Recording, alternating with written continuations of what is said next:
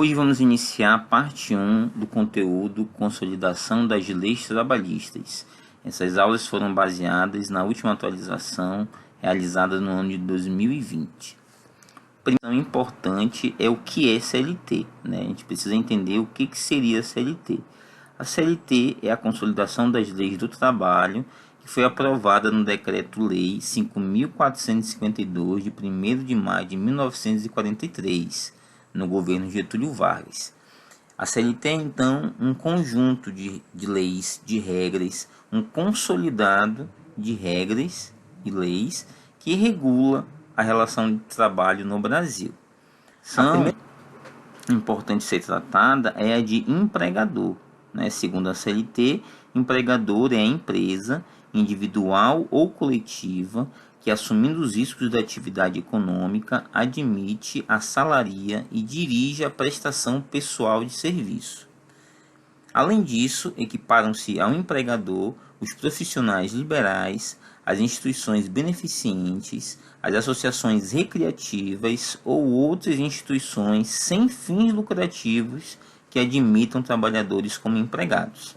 Então, normalmente, um empregador é uma pessoa jurídica, é uma empresa. Hoje a gente tem inclusive a figura do MEI, microempreendedor individual, que tem um limite máximo de empregados que pode contratar. Então, normalmente é uma empresa.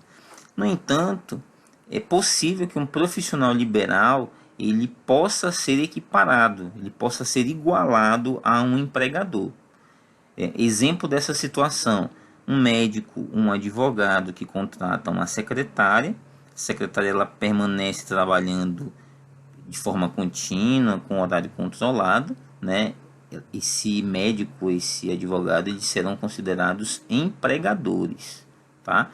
Para que seja considerado empregador, é necessário que tenha a admissão de um empregado, o pagamento de salário e também a direção do serviço, tá? Nas atividades que hoje são comuns em relação a serviços de aplicativo, por exemplo, a maioria dos profissionais que trabalham não são empregados, porque não existe essas três situações. Não há, por exemplo, pagamento de salário, há pagamento de uma comissão, né, pelo serviço. Então é quase como se fosse um prestador de serviço. Segundo a CLT, não caracteriza grupo econômico a mera identidade de sócios, sendo necessária para a configuração do grupo a demonstração do interesse integrado, a efetiva comunhão de interesses e a atuação conjunta de empresas dele integrantes. Então, em algumas situações, quando há algum tipo de denúncia, algum tipo de intervenção, inclusive judicial, muitas vezes os grupos das empresas são considerados corresponsáveis, né? Só que essa identificação do grupo, né, só é configurada, só é confirmada se houver demonstração desse interesse integrado e essa efetiva comunhão de interesses. As empresas teriam que estar trabalhando de forma conjunta e todas se beneficiando do trabalho. Segunda definição para a gente trabalhar aí é a de empregado, né? Segundo a CLT, empregado é toda pessoa física que presta serviços de natureza não eventual a um empregador, sob a dependência deste e mediante salário. Então, existe a dependência de um empregador e o empregador remunera o empregado com o salário. Segundo a CLT ainda, considera-se como serviço efetivo o período em que o empregado está à disposição do empregador, aguardando ou executando ordens, certo? Então, nos períodos em que o trabalhador está efetivamente executando uma atividade, ele está trabalhando, ok. Em alguns momentos, ele vai ficar aguardando, ele vai ficar esperando a ordem ser enviada. Então, vamos imaginar que um trabalhador está numa fábrica e, de repente, a energia vai embora, né? Dá um problema na rede elétrica e fica a fábrica sem energia. Enquanto está se resolvendo o problema da energia, aquele trabalhador ele vai ficar sem ter o que fazer. Então, de repente, a empresa pode pedir que ele faça uma limpeza ou pode pedir que ele fique parado, que ele fique aguardando, né? Se não houver liberação de alguém, né? Se foi mandado ao empregador que ele ficasse aguardando, isso vai ser tempo efetivo de serviço. Tá? O empregado, afinal, não tem culpa da energia ter dado problema. Tá? Então, enquanto ele está executando ou aguardando ordens, isso vai ser considerado também como tempo efetivo de serviço. Não haverá distinções relativas à espécie de emprego e à condição de trabalhador, nem entre o trabalho intelectual, técnico e manual. A CLT coloca, então, a importância de manter a igualdade entre as relações, né, entre os diversos tipos de trabalho, inclusive entre os sexos. Né? Então, segundo a CLT, a todo trabalho de igual valor corresponderá a salário igual, sem distinção de sexo. Né? Existem relatos recentes aí de mulheres que com a mesma função ainda continuam recebendo valores inferiores a um trabalhador homem. Mas isso vem sendo modificado. A CLT ela coloca isso como um ponto importante que deve. Hoje em dia nós estamos falando um pouco mais de pandemia, né? E na pandemia se estabeleceu de forma quase constante aí a questão do teletrabalho. Segundo a CLT, não se distingue entre o trabalho realizado no estabelecimento do empregador e aquele executado no domicílio do empregado ou realizado à distância, desde que estejam caracterizados os pressupostos da relação de emprego. Isso aí foi uma redação dada pela Lei 2.551 de 2011. Então percebam aí que 10 anos atrás já havia uma preocupação, já havia talvez a necessidade de se colocar na lei a questão do teletrabalho. Isso significa o quê? Que não são diferentes os tipos de trabalho, apesar de a forma de execução ser diferenciada, mas o tipo de trabalho não tem diferença, né? Aquele que o trabalhador realiza na sua casa ou aquele que ele realiza na fábrica, na empresa, no escritório, tem o mesmo valor. Então, logo, o funcionário não pode receber menos porque ele trabalha em casa, por exemplo. Ainda segundo a CLT, os meios telemáticos e informatizados de comando, controle e supervisão se equiparam para fins de subordinação jurídica aos meios pessoais e diretos de comando, controle e supervisão do trabalho alheio. Significa que sistemas informatizados, leitor de impressão digital, login no sistema específico, tudo isso pode ser utilizado como forma de controlar o trabalho daquele funcionário que está em trabalho remoto.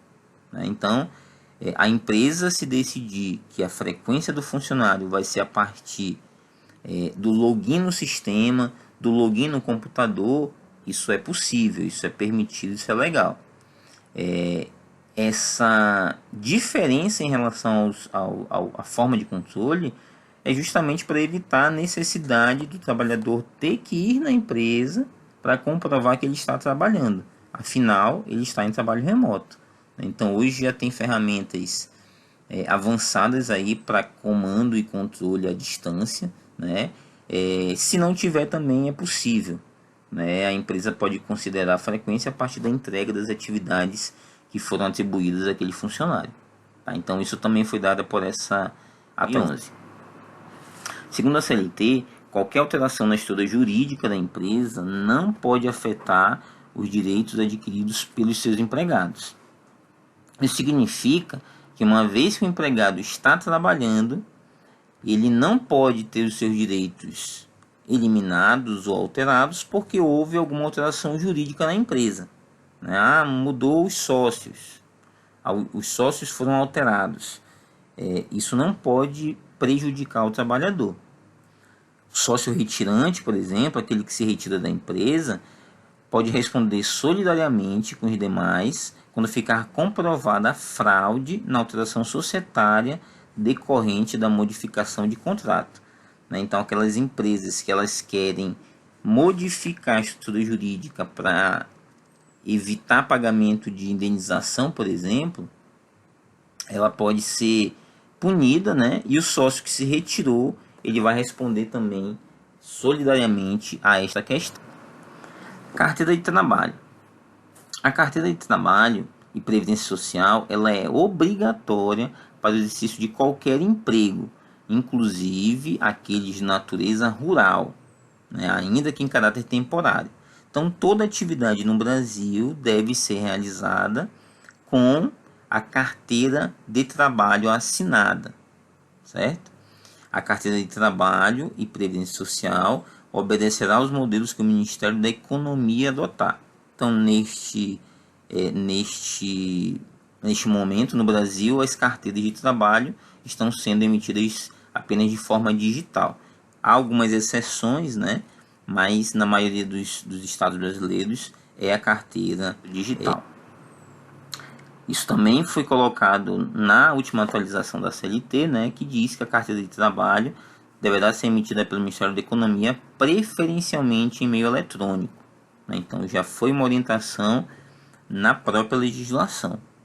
Os procedimentos para a emissão da CTPS ao interessado serão estabelecidos pelo Ministério da Economia em regulamento próprio, privilegiada a emissão em formato eletrônico. Percebam aí, pessoal, que existe uma tendência, né, de escolher o formato eletrônico, até porque ele provavelmente gera custos menores.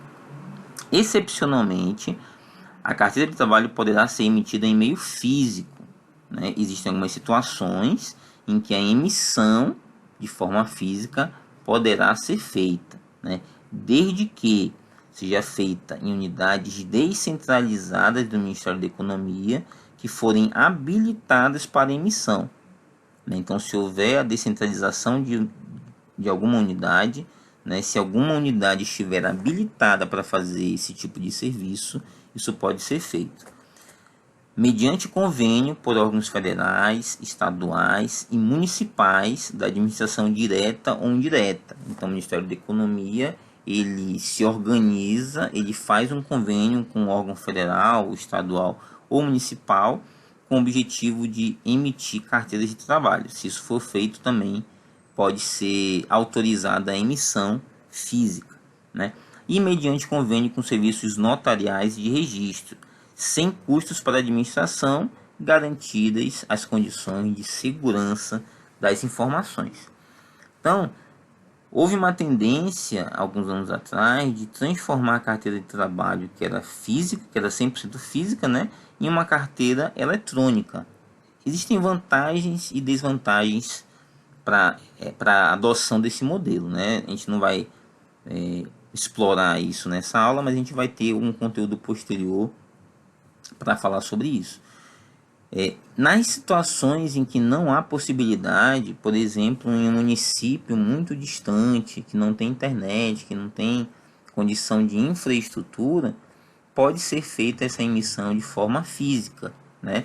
Desde que sejam seguidas essas orientações, né? Ou você faz isso a partir de uma unidade descentralizada do Ministério da Economia, ou você faz isso mediante um convênio com órgão federal, estadual ou municipal, ou mediante um convênio com um serviço notorial, né? E nesse caso, a administração pública não terá custo. E aí é importante que sejam mantidas, garantidas as condições de segurança das. O empregado terá o prazo de 5 dias úteis, o empregador, desculpa, terá o prazo de 5 dias úteis para anotar na CTPS, em relação aos trabalhadores que admitir, algumas informações, como a data de admissão, a remuneração, condições especiais, se houverem, né? E isso pode ser feito através de um sistema manual, mecânico ou eletrônico, né? Isso significa que o empregador tem o prazo de 5 dias para registrar na carteira essas informações. 5 dias úteis. As anotações concernentes à remuneração devem especificar o salário, qualquer que seja a sua forma de pagamento, seja ela em dinheiro ou em utilidades, bem como a estimativa de gorjeta. E a falta de cumprimento pelo empregador do dispositivo neste artigo vai acarretar a lavratura do auto de infração. Isso pode levar ao pagamento de multa, né, a cobrança de uma multa pelo fiscalizador.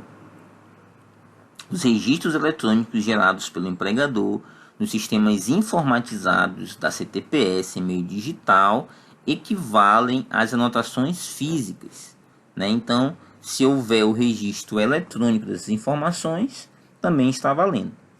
O trabalhador deverá ter acesso às informações da sua carteira de trabalho no prazo de até 48 horas a partir da sua anotação. Essas informações têm que estar disponíveis para o trabalhador em até 48 horas. Isso também, se não for seguido, pode levar a ser multado. E se a empresa se recusar a fazer as anotações, né, a registrar as informações ou a devolver a carteira de trabalho, o empregado poderá comparecer pessoalmente ou por intermédio do seu sindicato numa delegacia regional do trabalho ou em um órgão autorizado para apresentar uma reclamação. Então, se a empresa está dificultando a entrega, está dificultando o registro das informações, o empregado ele pode fazer uma denúncia. E essa denúncia vai levar a uma fiscalização e eventualmente pode levar a empresa. A CTPS, regularmente emitida e anotada, ela servirá de prova, né? Ela pode ser utilizada como prova em algumas situações. Nos casos de dissídio na Justiça do Trabalho, entre a empresa e o empregado, por motivo de salário, férias ou tempo de serviço, e para o cálculo de indenização por acidente de trabalho ou moléstia profissional. O que significa isso? Quando houver dissídio na Justiça do Trabalho, quando houver algum tipo de problema no encerramento do contrato de trabalho e houver dúvidas em relação aos custos ou aos cálculos da indenização, o que vai ser levado como prova vai ser justamente a carteira de trabalho. A carteira de trabalho é um documento que contém as informações daquele trabalhador ao longo da sua jornada na empresa. Salários, férias, aumento de salário, funções e assim por diante. Então, se houver algum tipo de divergência, né, a empresa falou que o trabalhador não era coordenador, mas o trabalhador falou que ele era coordenador. Se houver essa anotação na carteira de trabalho, ela pode ser utilizada como prova. Tá? Isso daí é até para garantir que aquele registro ele seja um registro válido, né? E que possa ser registro efetivamente fiel, né, às atividades que são realizadas ao longo de uma empresa. Se isso acontecer com a questão da carteira digital, esses registros eletrônicos também poderão servir como prova. Vamos ficando por aqui. Na próxima aula nós continuamos o conteúdo de CLT. Obrigado, até a próxima.